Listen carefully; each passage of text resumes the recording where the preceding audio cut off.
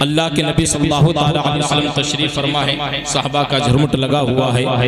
ایک اعرابی دیہاتی آئی، آنے کے بعد عرض کی یا رسول اللہ میں دنیا اور آخرت کے تعلق سے آپ سے کچھ سوال کرنا چاہتا ہوں، کچھ پوچھنا چاہتا ہوں۔ میرے آقا نے ارشاد فرمایا پوچھو جو پوچھنا چاہتے ہو، سوال کرو جو کرنا چاہتے ہو، چاہے اس کا تعلق دنیا سے ہو یا آخرت سے ہو۔ اعرابی نے عرض کی یا رسول اللہ میں دنیا میں سب سے بڑا عالم بننا چاہتا ہوں۔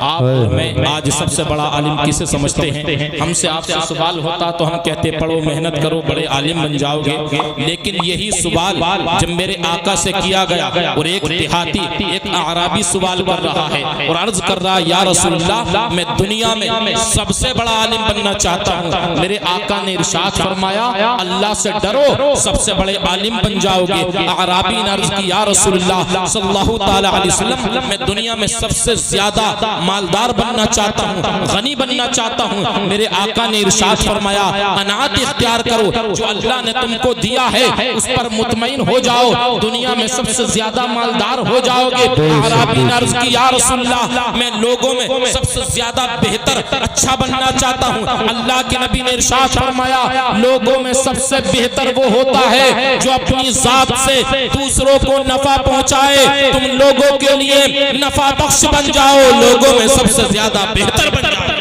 اعرابی نے عرض کی یا رسول اللہ صلی اللہ تعالی علیہ وسلم میں سب سے بڑا عادل بننا چاہتا ہوں، عدل و انصاف کرنے والا بننا چاہتا ہوں۔ اللہ کے نبی نے ارشاد فرمایا جو اپنے لیے پسند کرتے ہو وہی دوسروں کے لیے پسند کرو، سب سے بڑے عادل بن جاؤ گے۔ اعرابی نے عرض کی یا رسول اللہ میں اللہ کا خاص بندہ بننا چاہتا ہوں، میرے آقا نے ارشاد فرمایا ذکر اللہ کی کثرت کرو، اللہ کے خاص بندے بن جاؤ گے۔ اعرابی نے عرض کی یا رسول اللہ میں اللہ اور رسول کا محبوب بندہ بننا چاہتا ہوں، میرے آقا نے ارشاد فرمایا اللہ اور رسول کی محبوب چیزوں کو محبوب اور ناپسند چیزوں کو ناپسند رکھو، اللہ اور رسول کے محبوب بن جاؤ گے۔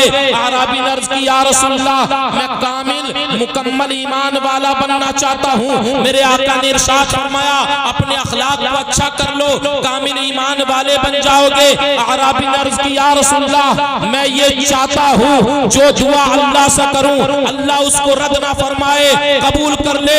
میرے آقا نے ارشاد فرمایا حرام سے بچو، حرام کی غذا کو اپنے شکم میں داخل مت ہونے دو، جو دعا اللہ سے کرو گے اللہ اس کو قبول فرمائے۔ بے شک سبحان اللہ سبحان اللہ واہ واہ واہ۔ اعرابی نے عرض کی یا رسول اللہ میں چاہتا ہوں کہ اللہ سے ملوں تو اس حال میں ملوں کہ میرے جسم پر کوئی گناہ نہ ہو۔ میرے آقا نے ارشاد فرمایا پاکی اچھی طرح سے حاصل کیا کرو، اللہ سے اس حال میں ملو گے تمہارے جسم پر کوئی گناہ نہ ہوگا۔ اعرابی نے عرض کی یا رسول اللہ صلی اللہ تعالی علیہ وسلم میں یہ چاہتا ہوں قیامت کے دن جب میرا حشر ہو تو روشنی میں ہو۔ آپ نے سنا ہوگا قیامت کے دن بڑا سخت اندھیرا ہوگا، اتنا سخت اندھیرا اور اس کی شدت یہ ہوگی کہ انسان ایک دوسرے کو دیکھ نہ سکے گا، اندھیرے کی شدت اتنی کہ اپنے اعضائے جسم کو بھی دیکھ نہ سکے گا، اپنے ہاتھ پیروں کو بھی دیکھ نہ سکے گا، اپنے جسم کو بھی دیکھ نہ سکے گا۔ لیکن آج اعرابی نے سوال کیا یا رسول اللہ میری تو آرزو یہ ہے، تمنا یہ ہے، امید یہ ہے جب میدان محشر میں میرا حساب و کتاب کیا جائے، فیصلہ کیا جائے، اندھیرا نہ ہو بلکہ روشنی ہو۔ میرے آقا نے ارشاد فرمایا تم دنیا میں کسی مظلوم پر ذرہ برابر ظلم مت کرو، قیامت کے دن تمہارا حساب و کتاب نور میں کیا جائے۔ سبحان اللہ بے شک حق بات ہے واہ واہ۔ اعرابی نے عرض کی یا رسول اللہ صلی اللہ تعالی علیہ وسلم میں چاہتا ہوں کہ قیامت کے دن اللہ میرے گناہوں کی پردہ پوشی فرمائے، جو گناہ دنیا میں نے کر لیے ہیں، چھپ کر کیے ہیں یا لوگوں کے سامنے کیے ہیں، جان بوجھ کر کیے ہیں یا بھولے سے کیے ہیں، یا رسول اللہ میری آرزو تمنا یہ ہے اللہ ان کی پردہ پوشی فرما لے، یعنی ان کو چھپا لے۔ میرے آقا نے ارشاد فرمایا اگر تم یہ چاہتے ہو اللہ تمہارے گناہوں کی پردہ پوشی فرمائے تو تم بھی اپنے مسلمان بھائیوں کے عیبوں کو چھپاؤ، قیامت کے دن اللہ تمہارے گناہوں کی پردہ پوشی فرمائے گا۔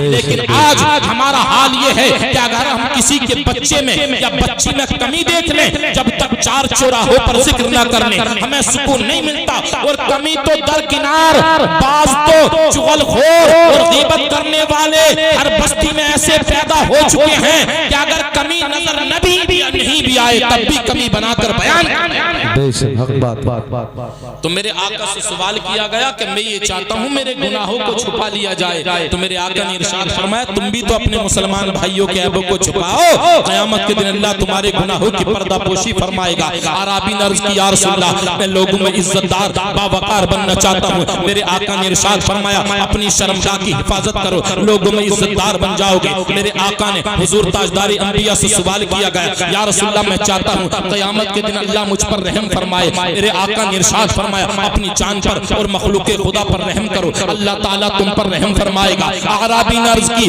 یا رسول اللہ صلی اللہ تعالیٰ علیہ وسلم میں یہ چاہتا ہوں قیامت کے دن اللہ تبارک و تعالیٰ کے پاس کیا کوئی وہ شے ہے جو اللہ کے غضب کو ٹھنڈا کر دیتی ہے؟ کیا انسان وہ ایسی چیز حاصل کر سکتا ہے اللہ کا غضب ہو اور اس کے بعد اس کا غضب ٹھنڈا ہو جائے؟ میرے آقا نے ارشاد فرمایا دو چیزیں ایسی ہیں جو اللہ کے غضب کو ٹھنڈا کر دیتی ہیں، اللہ غضبناک بھی ہو لیکن پھر بھی اس کا غضب ٹھنڈا ہو جائے گا۔ میرے آقا سے جب سوال کیا گیا میرے آقا نے ارشاد فرمایا چپ کے صدقہ کرنا اور صلہ رحمی کرنا، یعنی جب تم کسی کو صدقہ دو، کسی کو خیرات دو، کسی غریب کی مدد کرو، کسی بیوہ کی مدد کرو تو اس طرح سے کرو کہ سیدھے ہاتھ سے دو تو بائیں ہاتھ کو خبر نہ ہو، اگر تم کسی سے بدلہ لینے پر بھی قادر ہو تو اس پر رحم کرو، یعنی اس کو معاف کر دو۔ یہ دو نیکیاں ایسی ہیں کہ اللہ غضبناک بھی ہو تو اس کا غضب ٹھنڈا پڑ جاتا ہے۔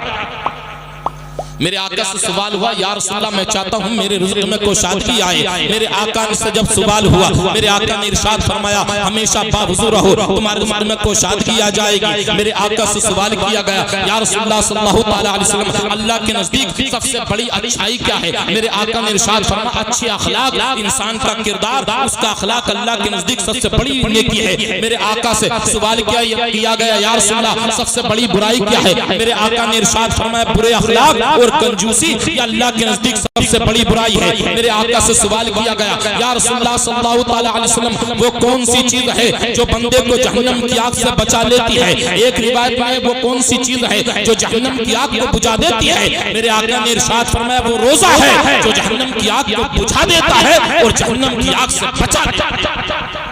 ایک مرتبہ درود شریف پر پڑھ لیجیے مولانا محمد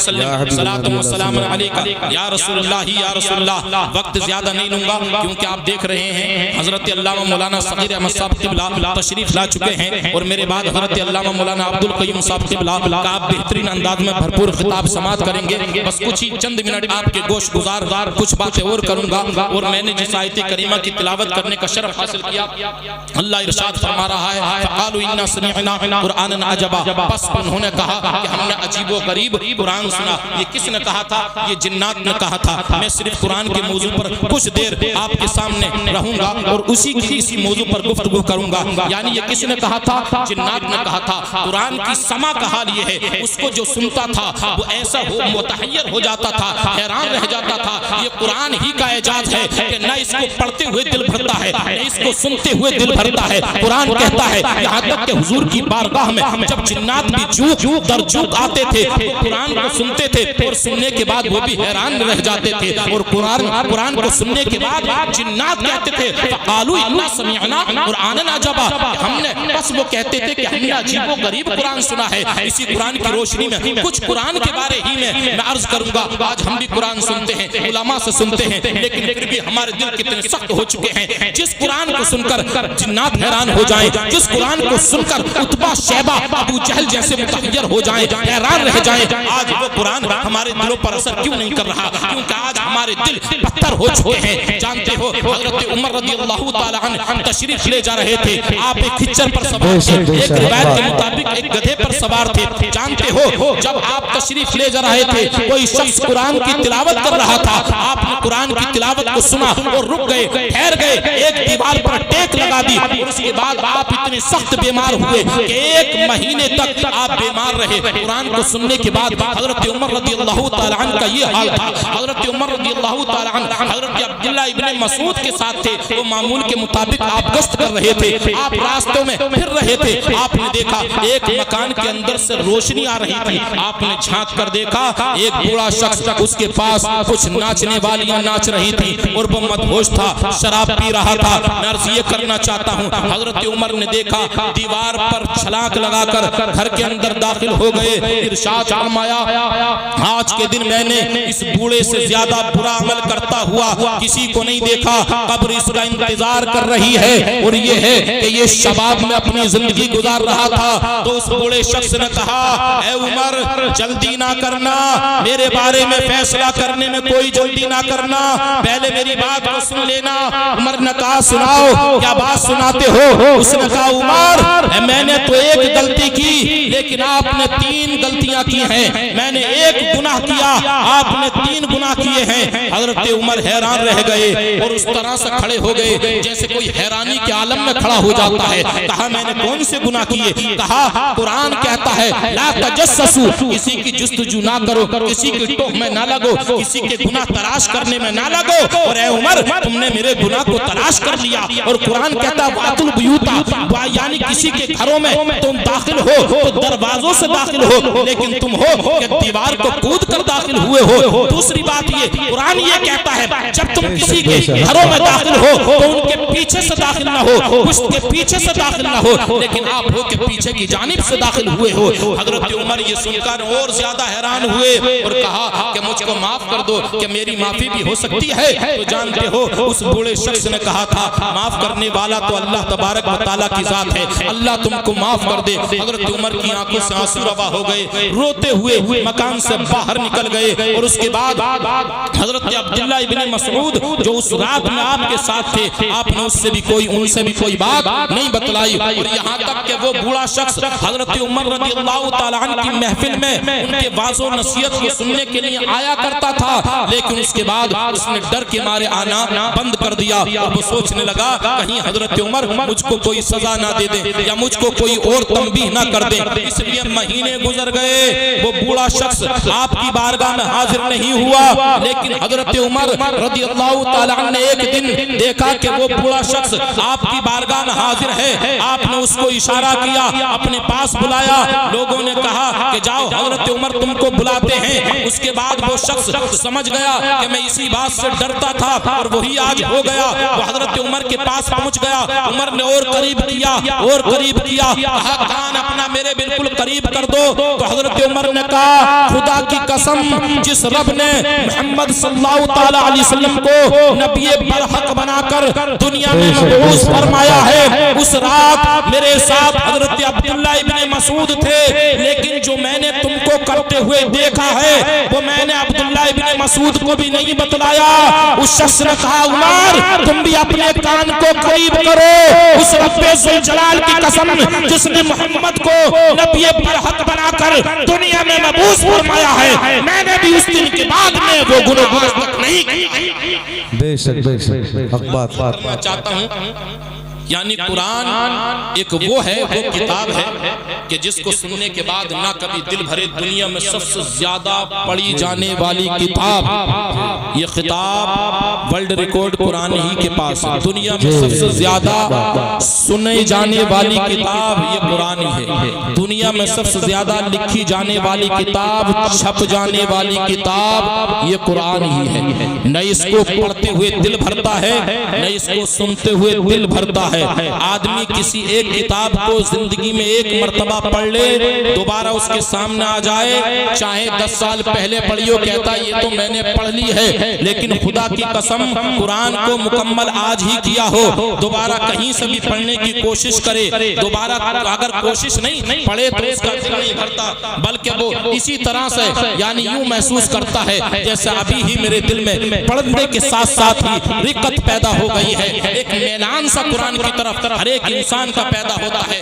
آئیے میں آپ کو گوش گزار کروں. حضرت مسعود رضی اللہ تعالیٰ عنہ قرآن کے اتنے شوقین تھے سننے کے, لیکن وہ سن نہیں پاتے تھے. کیوں نہیں سن پاتے تھے؟ جب کوئی یعنی جہنم کے عذاب کی کوئی آیت ان کے کان میں آ جاتی تھی, آواز آ جاتی تھی, وہ بے ہوش ہو جاتے تھے. حضرت مسعود رضی اللہ تعالیٰ عنہ کا یہی معمول تھا. اسی بنا پر خوف خدا کی بنا پر وہ قرآن کو یعنی نہیں سن پاتے تھے. اگر وہ سننے لگتے تھے اور کوئی ایسی آیت ہوتی تھی جس میں خدا کی وعید ہوتی تھی, یعنی کوئی ڈر پیدا پیدا ہوتا تھا جس آیت سے تو وہ سن کر بے ہوش ہو جاتے تھے. ایک مرتبہ ایک شخص نے ایک آیت کو پڑھا, آپ بے ہوش ہو گئے, ہوش میں آئے, کہا ایک مرتبہ اور پڑھو. جب دوبارہ پڑھا گیا آپ ایسے بے ہوش ہوئے, جب آپ کو چھو کر دیکھا تو آپ کی روح پرواز کر گئی.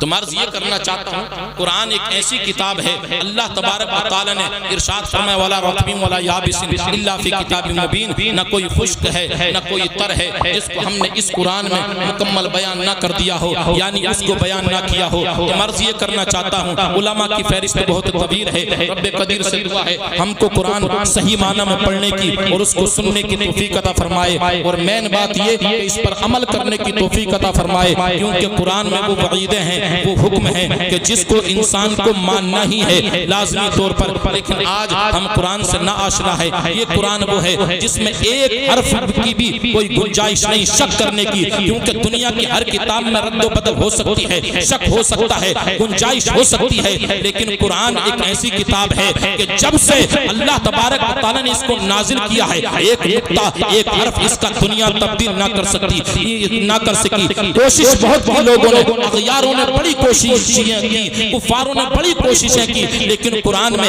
ایک نقطے کی بھی آج تک کوئی دنیا میں تبدیلی نہیں کر سکا. عرض یہ کرنا چاہتا ہوں, امام شافعی نے ایک کتاب کو لکھا اور لکھنے کے بعد اپنے شاگرد سے کہا اس کو مجھ کو سناؤ. امام شافعی کے سامنے ان کے شاگرد کتاب پڑھنے لگے. پڑھنے کے بعد جب وہ پڑھتے چلے جاتے تھے امام شافعی اپنی ہی کتاب میں غلطیاں نکالتے, کہتے تھے اگر اس کلام کی جگہ یہ ہوتا تو اور عمدہ ہو جاتا, اس آیت کی اگر اس عبارت کی جگہ یہ عبارت ہو جاتی تو اور بہتر ہوتا تھا. آپ اس میں رد و بدل کرا دیتے تھے, دوبارہ سنتے, پھر یہی کہتے تھے کاش اس کی جگہ یہ ہوتا, اس کی جگہ وہ ہوتا. 10 مرتبہ یا اس سے زائد مرتبہ آپ سنتے چلے گئے, لیکن پھر بھی آپ مطمئن نہ ہوئے, کہتے تھے میری ہی کتاب, اور بار بار اس کو سنتے, کہتے اس کی جگہ یہ ہوتا, اس کی جگہ وہ ہوتا, اور بہتر ہو جاتا. پھر کہتے اے شافعی یہ تیری کتاب ہے, یہ خدا کا کلام نہیں. اگر کوئی کلام ایسا ہے جس میں کوئی گنجائش نہیں اور کوئی ذرہ برابر خامی اور کمی نہیں تو وہ صرف اللہ کی کتاب کلام ہی نہیں. سبحان اللہ, بے شک حق بات. یہ خدا نعرے تکبیر, اس پر عمل, نعرے رسالت, نعرے غوثیت, مسلک اعلی حضرت, فیضان اعلی حضرت. سبحان اللہ سبحان. یہ خدا کا کلام ہے, اس پر عمل پیرا ہو جاؤ اور اس پر اس طرح سے عمل کرو جیسے کہ عمل کرنے کا حق ہے. کیونکہ باہر کے علماء تشریف لائے ہوئے ہیں, اس لیے میں آج آپ کا زیادہ وقت نہیں لیتا, کیونکہ میں تو تقریر کرتا ہی رہتا ہوں. رب قدیر سے دعا ہے جیسے کہ میرا معمول ہے کہ میں نے مختصر وقت میں جو کچھ کہا ہے رب قدیر اس پر صحیح معنی میں سب کو عمل کرنے کی توفیق عطا فرمائے. رب تبارک و تعالی اپنے مقدس کلام میں ارشاد فرما رہا ہے فقالوا انا سمعنا قرانا عجبا, بس جنات نے کہا کہ ہم نے ایک عجیب و غریب قرآن سنا. قیامت کی ہیبت سے سب کانپتے ہیں کہ قہار عالم کا دربار ہوگا, مگر پھر بھی ہے آرزو قیامت کے محبوب باری کا دیدار ہوگا, اور مسلمہ بن کے پابند شریعت ہو تو سب کچھ ہے, رسول اللہ سے سچی محبت ہے تو سب کچھ ہے, نہ دولت کی مجھے چاہت نہ جنت کی تمنا ہے, میری قسمت میں جو دربار رسالت ہو تو سب کچھ ہے, اور زمانے کی بھرے جھولی بندے ہیں پیٹ سے پتھر, زمانے کی بھرے جھولی بندے ہیں پیٹ سے پتھر, محمد مصطفیٰ جیسی مناعت ہو تو سب کچھ ہے. ارے ناداں تجھے کچھ خوف ہے روز قیامت کا, یہ دل میں سوچتا ہے پاس دولت ہے تو سب کچھ ہے, لحد میں تجھ کو دفنا کر مسلمان چھوڑ آئیں گے, نہ دولت کام دے ایمان سلامت ہے تو سب کچھ ہے. وآخر دعوانا الحمدللہ رب العالمین.